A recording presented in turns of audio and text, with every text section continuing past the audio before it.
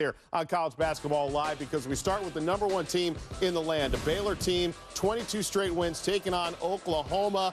Mark Vidal, Freddie Gillespie, Fonz, they were the difference maker with no Maceo Teague on the floor. Yeah, they do a terrific job. You've got to be able to keep the Baylor guards out of the lane. Oklahoma could not, and that was the difference in this game, Seth. Jared Butler's an absolute grown man. This is a physical, tough team. They're physical offensively, they're physical defensively. Their front court guys get to the glass. Their guards get paint touches. But keep in mind, the last time these two teams met, it was a 4-point game. How about this by Christian Doolittle, the floater, and Oklahoma coach within one. Great execution underneath out of bounds. You try to beat the #1 team in the country, you better execute in special situations. Seth, I thought Baylor's defense was dialed in to Oklahoma. Oklahoma's a team that really loves to shoot the three, held them 5 of 20 from three tonight.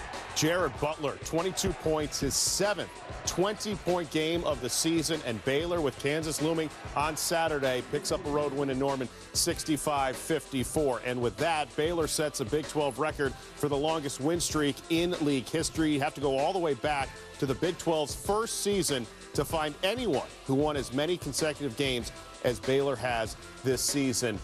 Scott Drew, afterwards, following the victory with our Fran Fraschillo. Well, first of all, I know the history of the Big 12 after 17 years, and the great coaches, the great players, the great fans. It means a lot, and God's really blessed us. Our team's played with a lot of joy, and we've done it one game at a time, and it's a great accomplishment for our guys. What makes your team so special? We have great leadership, and I think they really care for one another, and that means they really sacrifice for each other. We have a great coaching staff. They've done an unbelievable job with them. I get to sit back and enjoy the ride. 17 years ago, you took over.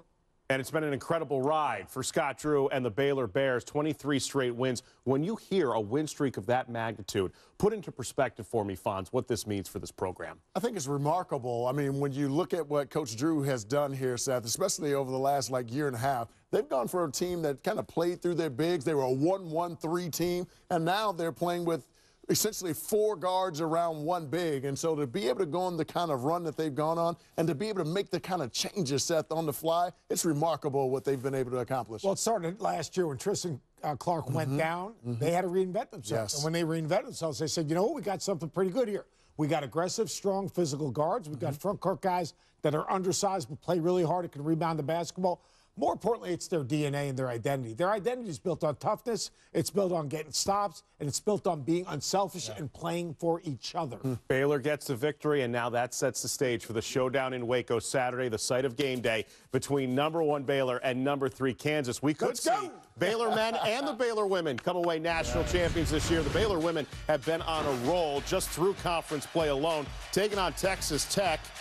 Red Raiders made a game of it early on. That basket got to within 1, but later in the quarter, Juicy Landrum finding Queen Egbo for the layup, and Baylor up by 5. You know you have to feed the big. So when you throw that thing down inside, now all of a sudden you get one-on-one situations in the interior. Egbo did a great job on that one. This is getting redundant. This is unbelievable. Landrum had 19 points, played all 40 minutes. Baylor went on to get the victory, 77-62. And with that, Kim Mulkey wins her 600 game, and she only needed 700 games to do that. That is the fewest games needed by any Division I coach to reach 600 wins. Baylor has been on a roll, both on the men's side and on the women's side. More action coming your way as well, including in the Big Ten, where Maryland right now holding on to a slight lead over